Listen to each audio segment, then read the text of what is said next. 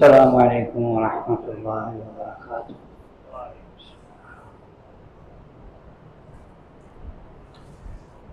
نحمده ونصلي ونسلم على رسوله الكريم، اما بعد، قال الله تبارك وتعالى: اعوذ باللہ من الشیطان الرجیم، بسم اللہ الرحمن الرحیم۔ يا أيها الذين آمنوا إذا قيل لكم تفسحوا في المجالس فافسحوا يفسح الله لكم۔ وقال رسول الله صلى الله تعالى عليه وسلم: خير الناس من ينفع الناس، او كما قال رسول الله صلى الله عليه وسلم۔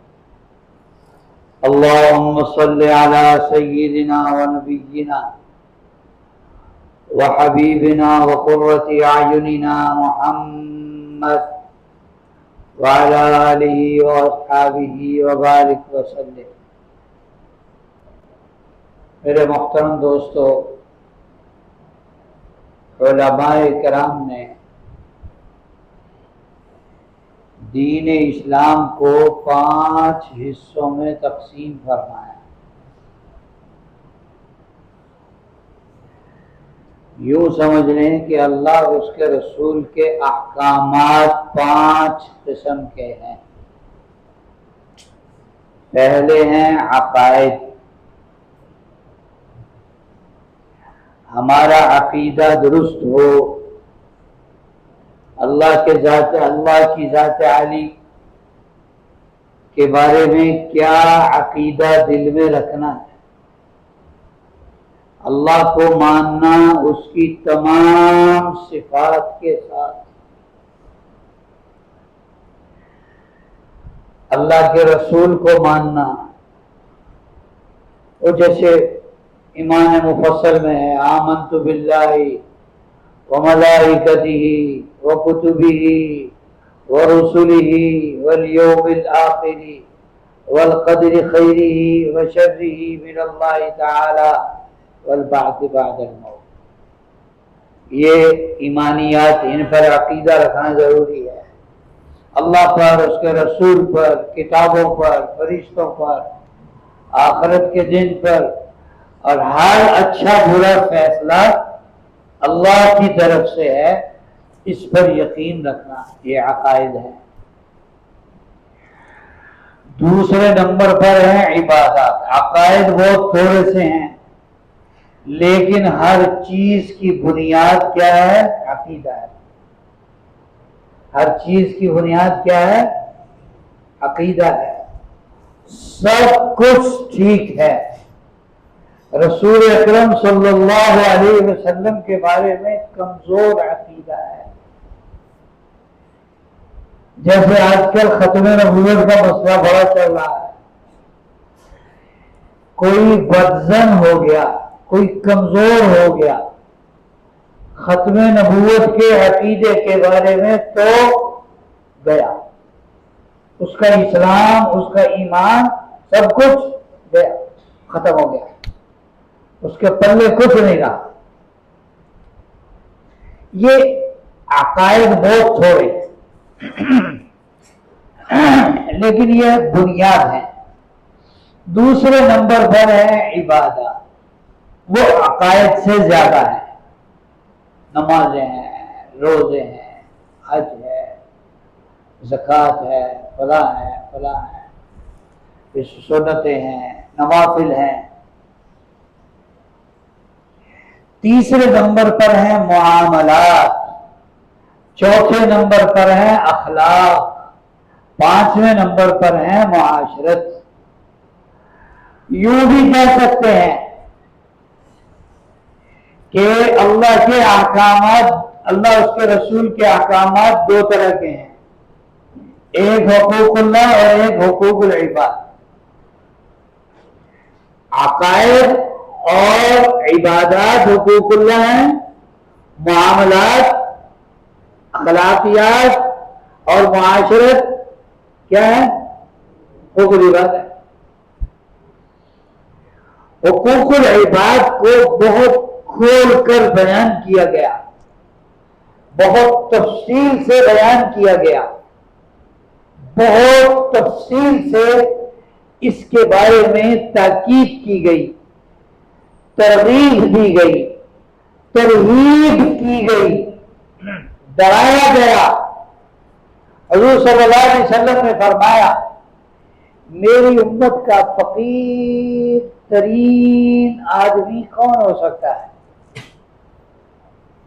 صحابہ نے عرض کیا اللہ کے رسول فقیر آدمی تو ہمارے ہاں وہی ہوتا ہے جس کے پاس پیسے نہ ہو، بیچارہ غریب ہو، مسکین ہو، مال و دولت نہ ہو، سامان زندگی میسر نہ ہو، ضروریات زندگی پوری نہ ہو، ہمارے ہاں تو فقیر ہوئی. آپ نے فرمایا نہیں، میری امت کا فقیر ترین شخص وہ ہے جو قیامت کے دن نیکیوں کے دفتروں کے دفتر لے کر آئے، پہاڑوں کے بقدر اس کی نیکیاں ہوں اور وہ اللہ کے سامنے پیش ہو اور اس کے نیکیوں کے دفتر پہاڑوں کے بقدر نیکیاں آ جائیں اور ادھر سے بہت سارے لوگ نکل کے آئیں گے اور وہ کہیں گے یا اللہ اس نے تو میرا یہ حق دینا ہے، اس نے تو میرا یہ حق دینا ہے، اس نے تو مجھے گالی دی تھی، اس نے مجھے تھپڑ مارا تھا، اس نے مجھے مکہ مارا تھا، اس نے مجھے فلاں تکلیف دی تھی، اس نے مجھے فلاں تکلیف دی تھی، اس نے میرا یہ حق دینا ہے. تو اس دن پھر حقوق کی ادائیگی کیسے ہوگی؟ معاملات برابر سرابر کیسے کیے جائیں گے کہ ہر حقدار کو اس کی نیکیاں دے دی جائیں؟ یہ لو بھائی تمہارا اتنا حق ہے، اس کی اتنی نیکیاں اس کو دے دو، تمہارا یہ حق ہے، اس کی اتنی نیکیاں اس کو دے دو، اس کو دے دو، اس کو دے دو، اس کو دے دو. اور آپ علیہ السلام نے فرمایا جس کا مفہوم ہے کہ ایک وقت ایسا آئے گا کہ اس شخص کے نام اعمال سے ساری نیکیاں ختم ہو جائیں گی، نیکیوں کے دفتروں کے دفتر کیا ہیں؟ دوسروں کے کھاتے میں چلے جائیں گے. ابھی حقوق کا مطالبہ کرنے والے کھڑے ہوں گے، باقی ہوں گے، تو پھر کیا کریں گے؟ اللہ فرمائیں گے کہ یہ جو کھڑے ہوئے ہیں جس کا حق اس نے دینا ہے ان کے سارے گناہ اس کے حصے میں کھاتے میں ڈال دو، اس کو جہنم میں بھیج دو اور ان سب کو جنت میں بھیج دو. حقوق العباد کا معاملہ بہت سخت ہے. اس معاملات میں تین چیزیں ہیں: معاملات، اخلاق اور معاشرت. معاشرت کا معنی ہوتا ہے مل جل کر رہنا. معاشرت عربی کا لفظ ہے، اس کا معنی کیا ہوتا ہے؟ مل جل کر رہنا. ہمارے دین میں اسے معاشرت نہیں کہا گیا، کہا گیا حسن معاشرت. کیا کہا گیا؟ حسن معاشرت. حسن معاشرت کیا ہے؟ اچھے طریقے سے رہو. حسن معاشرت کیا ہے؟ اچھے طریقے سے رہو. کافر جو ہے نہ ہمارا عقیدہ دیکھتا ہے، نہ ہماری عبادات دیکھتا ہے، وہ تو ہمارے معاملات، ہمارے اخلاق اور ہماری معاشرت دیکھتا ہے. ہاں بھائی اس کی طبیعت کیسی ہے؟ مجھ سے غلطی ہو گئی، اس نے میرے ساتھ آگے کیا معاملہ کیا؟ میرے سے غلطی ہو گئی، اس نے سامنے والے نے میرے ساتھ کیا معاملہ کیا؟ مجھے معاف کیا یا مجھے رگڑ دیا؟ یہ دیکھتا ہے. ہاں حضور نبی کریم صلی اللہ علیہ وسلم نے فرمایا ادفع باللتی ہی احسن ولا تستوی الحسنۃ ولا السیئۃ، اچھائی اور برائی، بھلائی اور برائی برابر نہیں ہو سکتی، زمین آسمان برابر نہیں ہو سکتے، اندھیرا اور روشنی برابر نہیں ہو سکتے، میٹھا اور کڑوا برابر نہیں ہو سکتے، کافر اور مسلمان برابر نہیں ہو سکتے۔ تو اللہ فرماتے ہیں کہ نیکی اور بدی برابر نہیں ہے۔ ادفع باللتی ہی احسن، برائی کا دفاع ہمیشہ اچھے طریقے سے کرو، برائی کا دفاع ہمیشہ اچھے، برائی کا جواب ہمیشہ اچھائی سے دو۔ برائی کا جواب اچھائی سے ہم دینے لگ جائیں کیا ہوگا؟ فَإِذَا الَّذِي بَيْنَكَ وَبَيْنَهُ عَدَاوَةٌ كَأَنَّهُ وَلِيٌّ حَمِيمٌ، جب تم کسی کی برائی کا جواب اچھائی سے دو گے، کسی کے ظلم کا جواب تم عفو اور درگزر سے دو گے تو کیا ہوگا؟ تمہارے اور جس کے درمیان دشمنی ہے وہ دوستی میں بدل جائے گی۔ اللہ کی گارنٹی ہے یہ، اللہ کی گارنٹی ہے یہ۔ دیکھیں ہماری شریعت میں بدلہ لینے کی اجازت دی گئی ہے، حوصلہ افزائی نہیں کی گئی، بدلہ لینے کی اجازت دی گئی ہے، حوصلہ افزائی نہیں کی گئی۔ حوصلہ افزائی معاف کرنے کی گئی، حوصلہ افزائی صلح صفائی رکھنے کی گئی۔ فمن عفا واصلح فاجرہ علی اللہ، جس نے معاف کر دیا اور صلح کر لی اس کا اجر کیا ہے بتایا نہیں گیا، صرف یہ کہا گیا فاجرہ علی اللہ، اس کا اجر اللہ کے ذمہ ہے، اس کا اجر اللہ کے ذمہ ہے۔ اس کا کیا مطلب ہے؟ حقوق العباد کو اچھے طریقے سے ادا کرنا، اس کا کیا مطلب ہے؟ ایک حدیث پاک میں آتا ہے اللہ تعالیٰ قیامت کے دن ایک آدمی کو بلائیں گے، توجہ سے سنیں، اللہ رب العزت قیامت کے دن ایک آدمی کو بلائیں گے، اس کو کہیں گے میں بیمار ہوا تھا، تم نے میری عیادت نہیں کی۔ سمجھ آ رہی؟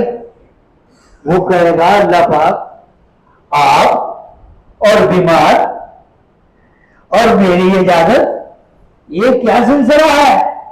آپ تو رب العالمین ہیں، آپ کیسے بیمار ہو سکتے ہیں؟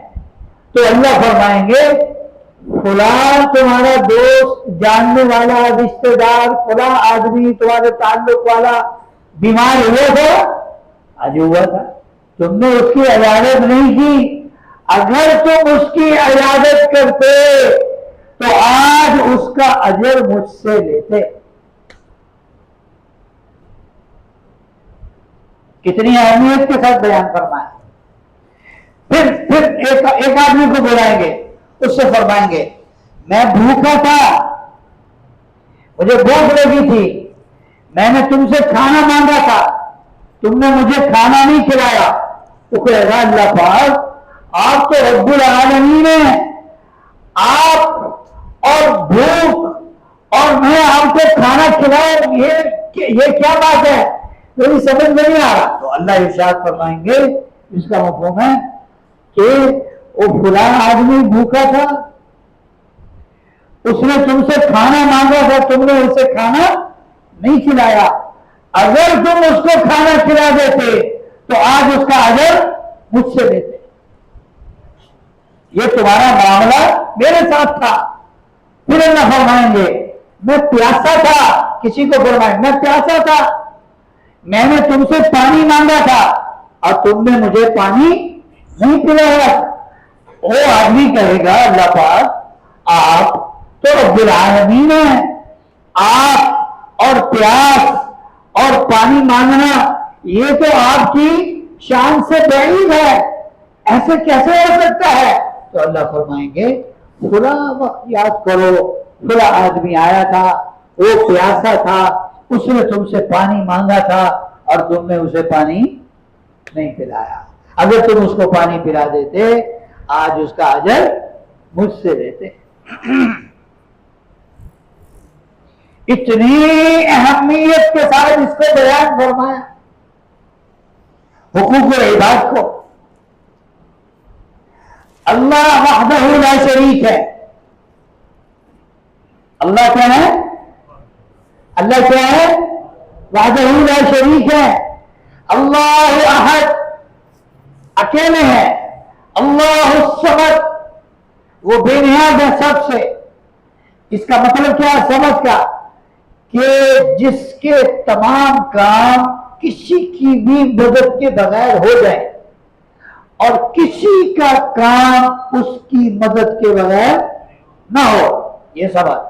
لم یلد ولم یولد، نہ وہ کسی کا بیٹا نہ وہ کسی کا باپ، ولم یکن لہ کفوا احد، اس جیسا کوئی نہیں۔ لیکن حدیث پاک میں ہے الخلق عیال اللہ، ساری مخلوق اللہ کا کنبہ ہے۔ ساری مخلوق کیا ہے؟ اللہ کا کنبہ ہے۔ کنبہ کسے کہتے ہیں؟ بتائیں ذرا، کنبہ کسے کہتے ہیں؟ تو کیسی مثال دی گئی، کیسی مثال دی گئی؟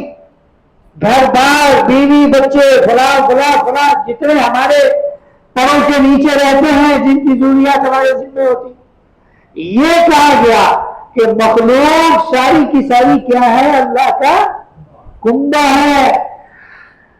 فَأَحَبُّ الْخَلْقِ إِلَى اللَّهِ مَنْ أَحْسَنَ إِلَىٰ عِيَالِهِ، اللہ کے ہاں سب سے محبوب آدمی وہ ہے جو اللہ کے کنبے سے احسان کرے، نیکی کرے، اللہ کے کنبے کے ساتھ نرمی کرے۔ اور حدیث پاک پڑھی گئی خطبے میں بھی، خیر الناس من ينفع الناس، لوگوں میں سب سے بہترین وہ ہے جو لوگوں کو نفع پہنچائے، جو لوگوں کو فائدہ پہنچائے۔ امام غزالی رحمۃ اللہ علیہ نے ایک جگہ لکھا ہے، فرماتے ہیں جانور تین قسم کے ہوتے ہیں، جانور تین قسم کے ہوتے ہیں۔ ایک تو وہ ہیں جو ہر حال میں انسان کو ایذا دیتے ہیں، ہر حال میں انسان کو تکلیف دیتے ہیں۔ ان کی فطرت اور جبلت اور ان کی خصلت کے اندر ہے کہ انہوں نے اپنے پالنے والے کو بھی نقصان دینا ہے، جیسے سانپ ہے، بچھو ہے، آپ اس کی پرورش کریں، اسے دودھ پلائیں، اسے کھانا کھلائیں، لیکن اسے جب موقع ملے گا وہ آپ کو ڈس لے گا، آپ کو ڈس لے گا۔ ایک فیچر آیا تھا ایک دفعہ، ایک آرٹیکل آیا تھا کسی جگہ پر کہ یورپ کے کسی کنٹری میں ایک عورت نے سانپ پالا، چھوٹا سا، بڑا ہو گیا وہ۔ جب بڑا ہوا تو ایک دن اس نے کھانا پینا چھوڑ دیا، وہ بہت فکر مند ہوئی، اس کے ساتھ وہ لیٹتا تھا، اس کے ساتھ گھر میں ساتھ ساتھ پھرتا تھا، ایک دم کھانا پینا چھوڑ دیا، اس کو بڑی فکر ہوئی۔ اس نے ویٹرنری ڈاکٹر سے رابطہ کیا تو وہ ڈاکٹر اس کو ہاسپٹل میں لے گئے اور اس کا ڈیپ ٹیسٹ کیا لیب میں۔ انہوں نے کہا بی بی اس کو بیماری کوئی نہیں ہے، اب یہ اتنا بڑا ہو چکا ہے کہ تمہیں کھا سکتا ہے، اور یہ اتنے دن سے جو بھوکا رہ رہا ہے یہ تمہیں کھانے کی تیاری کر رہا ہے، یہ تمہیں کھانے کی تیاری کر رہا ہے۔ تو یہ جانوروں کی وہ قسم ہے جو کسی کی بنتی نہیں ہے۔ اور ایک جانوروں کی قسم ہے جو آپ کو مر کے بھی فائدہ دے جاتے ہیں. دمبا ذبح کیا, گوشت کھا لیا, کھال کام آتی ہے. کیوں جی؟ کھال کام آتی ہے. آپ نہیں لے کے آتے تو لوگ تو لے کے آتے ہیں, دنیا تو لے کے آتی ہے. اس کی کھال بھی فائدہ دیتی ہے, اس کی اون بھی فائدہ دیتی ہے. اور بکرا بڑا ہوتے دمبا بڑا ہوتے بھیڑ بڑی ہوتے پتہ نہیں کتنی دفعہ اس کی جت اتارتے ہیں, اور وہ ساری کیا ہوتی ہے؟ کام آتی ہے. وہ ساری کام آتی ہے. اس کو لوگ بیچتے ہیں, خریدتے ہیں, بڑا بزنس ہے اس کا. تو جانوروں کی ایک قسم یہ ہے جو زندہ بھی اور مر کے بھی آپ کو فائدہ دے دے. وہ زندہ ہے, آپ کو دودھ دے رہا ہے, زندہ ہے, آپ کو دودھ دے رہا ہے, اور اس کو کاٹ دو تو اس کا گوشت کھا لو. اور جانوروں کی ایک قسم وہ ہے جو نہ نقصان دیتی ہے اور نہ فائدہ, جیسے گیدڑ ہے, لومڑی ہے, ادھر ادھر اس طرح کے کئی جانور ہیں جن کا کوئی فائدہ ہے نہ کوئی نقصان ہے. امام غزالی رحمۃ اللہ علیہ فرماتے ہیں کہ اگر انسان جانوروں کی سطح پر آ جائے, اگر انسان جانوروں کی سطح پر آ جائے تو پھر یہ دیکھ لے کہ جانوروں میں بھی ایسے جانور ہیں جو زندگی میں بھی اور مر کے بھی فائدہ دے دیتے ہیں, تو ادھر آ جائے. اور اگر اس نے کسی کو فائدہ نہیں دینا تو دوسرے نمبر پر وہ بھی ہیں جو نہ فائدہ دیتے ہیں تو نقصان بھی نہیں دیتے, ان کی سطح پر آ جائے. اور تیسری قسم کون سی بچتی ہے؟ کیوں نہیں؟ جو ہر حال میں نقصان دیتے ہیں. فرمایا اگر ہر حال میں ہر کسی کو نقصان دینے پر ہی یہ آمادہ ہے, ہر کسی کو چونل لگانے پر یہ تیار ہے, تو پھر تو یہ سانپ بن گیا, بچھو بن گیا. شکل اور ہمارے معاشرے میں بڑی کثرت سے ایسے لوگ ہیں جن کا کہنا یہ ہے, اور جی جب ہم غلطی دیکھتے ہیں نا تو ساڈے کولوں پھر رہا نہیں جاتا, ساڈے کولوں پھر رہا نہیں جاتا. نہ رہو بھائی, جنگل ہے, وہاں چلے جائیں. یہاں انسانوں کے اندر رہنے کی کیا ضرورت ہے؟ انسانوں کے اندر کون رہتے ہیں؟ انسانوں کے اندر کون رہتے ہیں؟ انسان. اور انسانوں کے اندر انسان بن کے رہتے ہیں, جانور بن کر نہیں رہتے. ان کی ایسے لوگوں کی جگہ کہاں ہے؟ یا تو شیخ کالونی میں ہے اور یا پھر چانا ماما میں ہے, وہاں چلے جائے. معافی کس چیز کی ہوتی ہے؟ معافی کس چیز کی ہوتی ہے؟ معافی کب ہوتی ہے؟ وہ جب کوئی غلطی کرے گا پھر ہی معافی ہوگی نا. آپ ایک آدمی جو کہہ رہا ہے وہ بھی مجھ سے رہا نہیں جاتا, جب سب ٹھیک ٹھاک ہے تب تو آپ سے رہا جاتا ہے, تب کی تو بات ہی نہیں ہو رہی. تب اس کو کہو گے کہ آپ بات تو اسی وقت کی ہے نا جب کسی سے غلطی ہو. پتہ تو پھر ہی لگے گا. تو شریعت تو یہ کہتی ہے اپنی ایک ایک چیز پر کنٹرول کرو. ہاتھ, پیر, زبان یہ تو گئے بعد میں, سیکنڈری لے جائیں انہیں. ہمارے تو سوچ پر پابندی لگائی گئی. ہمیں کہا گیا ظنوا بالمؤمنین خیرا, ایمان والوں کے بارے میں سوچنا بھی اچھا ہے. ایمان والوں کے بارے میں اچھا سوچو, بہتر سوچو. کوئی مشورہ مانگے, آج مشورہ مانگے آپ کسی مستری سے, مانگ کے دیکھیں ذرا, ہاتھ سے میں نے دس دے. یہ ہنسی جواب دے رہی ہے کہ جناب یہ اس کا بیک گراؤنڈ کیا ہے. آپ اس سے مشورہ کریں گے، 3-4 سے مشورہ کر کے دیکھیں، ہر کسی کا مشورہ کیا ہوگا؟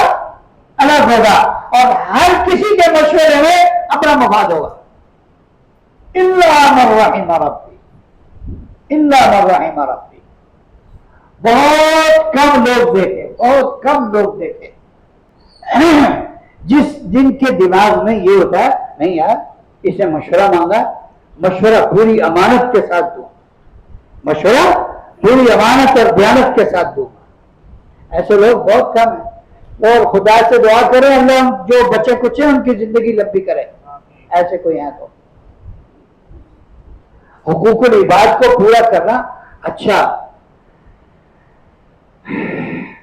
ہماری جو شادی کی زندگی اور ازدواجی زندگی ہے وہ اتنی متاثر ہے اس سے، حسن معاشرت سے اتنی دور ہے، جتنا اللہ اس کے رسول نے اس پر زور دیا، جتنا اللہ اس کے رسول نے اس پر زور دیا۔ مردوں کو کہا مردوں کو عورت کمزور ہے، اس کا خیال کرو، اس کی ذمہ داریاں بہت بڑی بڑی ہیں، اس کا خیال کرو۔ ایک حکم دیا 2 لفظوں میں، وَعَاشِرُوهُنَّ بِالْمَعْرُوفِ، ان سے اچھے طریقے سے رہنا، نرمی سے پیش آنا، ان سے کیا کرنا؟ نرمی سے پیش آنا۔ اور ہماری نرمی پوری دنیا کے لیے ہے، ہوگی نہیں ہے نہیں ہوگی تو کس کے لیے؟ بیوی کے لیے۔ سب سے زیادہ ایسی کی تیسی کس کی پھرتی ہے؟ بیوی کی پھرتی ہے۔ اور یہ وہ رشتہ ہے جو سب سے پہلے وجود میں آیا، اور یہ کہاں وجود میں آیا؟ کہاں وجود میں آیا؟ آسمانوں میں نہیں یار، کچھ تو معلومات رکھو، جنت میں۔ کہاں وجود میں آیا؟